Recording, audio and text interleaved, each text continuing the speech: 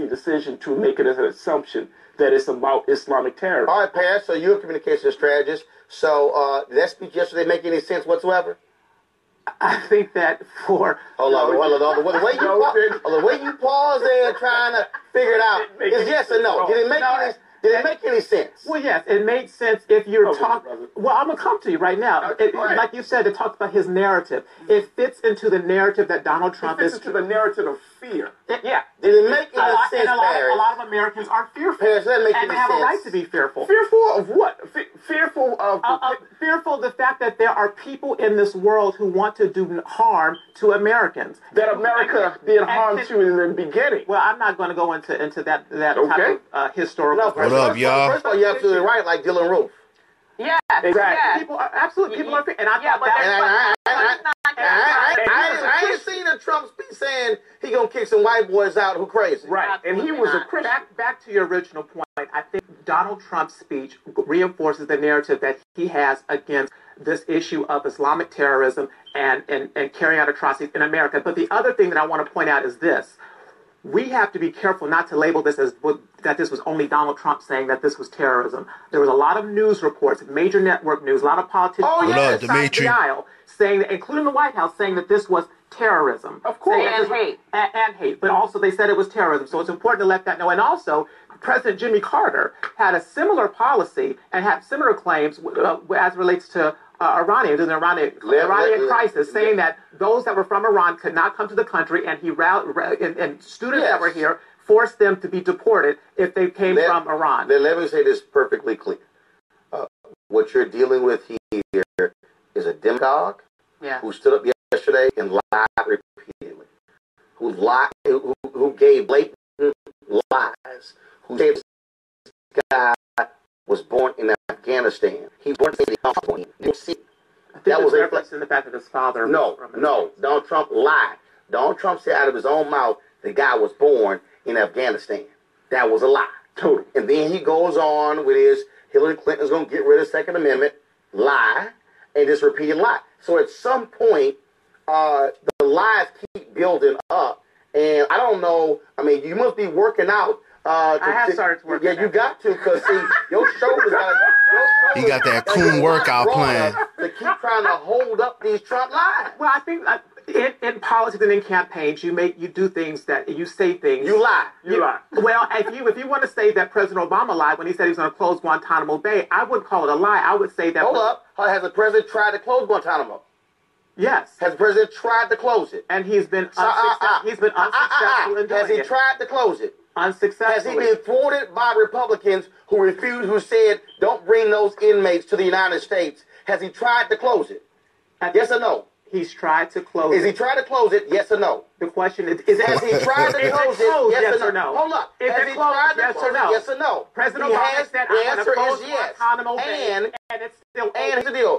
Paris, it's nice to shift it. That's nice and it's cute. But the bottom line is he's made the attempt. Donald Trump is making an attempt.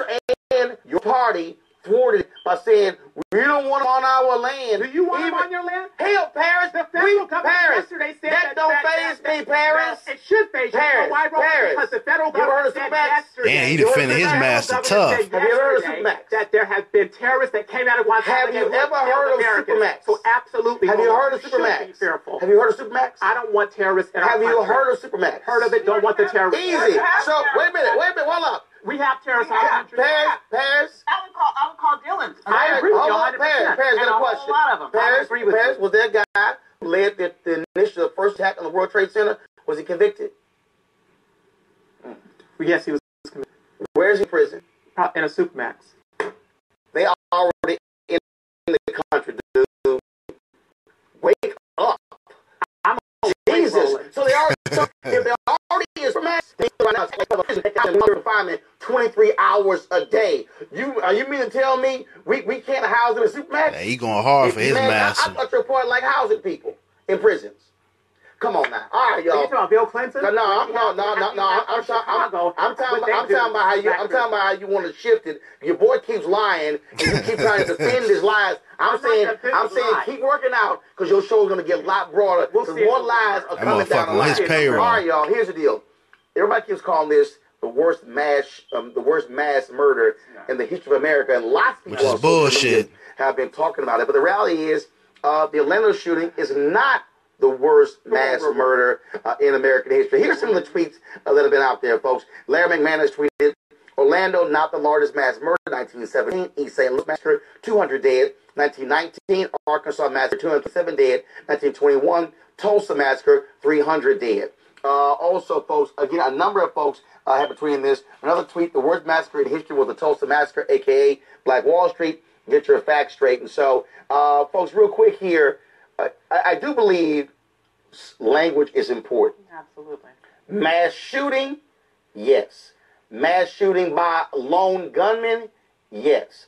But it would be incorrect to say this. What about the mass murders of Black Americans for the last 500 years? Now, you want to say modern American history in the last 50 years? Those qualifiers are important, but facts matter. Absolutely. And those aren't the only examples. I mean, the Rosewood Massacre, nearly 200 dead there. You even have Wounded Knee, for example, 200 there, Native Americans. So there are plenty examples of atrocities, terrorism, which is what I would call it, on these shores, perpetrated by white people, let's be very specific, that somehow does not fall into the definition of what we call terrorism. To me, terrorism is terrorism. Those were terrorist acts.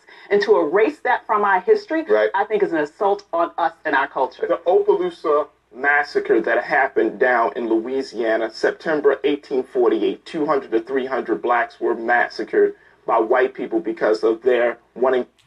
I'm about to get out of here, y'all, but I just wanted to show this because I want to show everyone how the media likes to twist words and like to use other people's pain and label it as terrorism when Black Americans have been terrorized for over 500 years.